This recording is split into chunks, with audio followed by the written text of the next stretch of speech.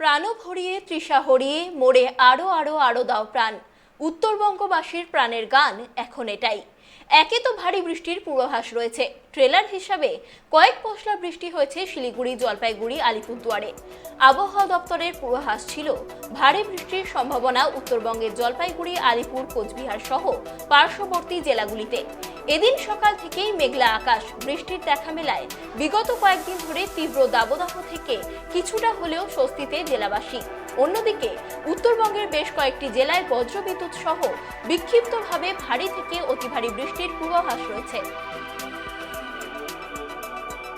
কাজ করে আর কাজ কেমন করে ভালোই হচ্ছে।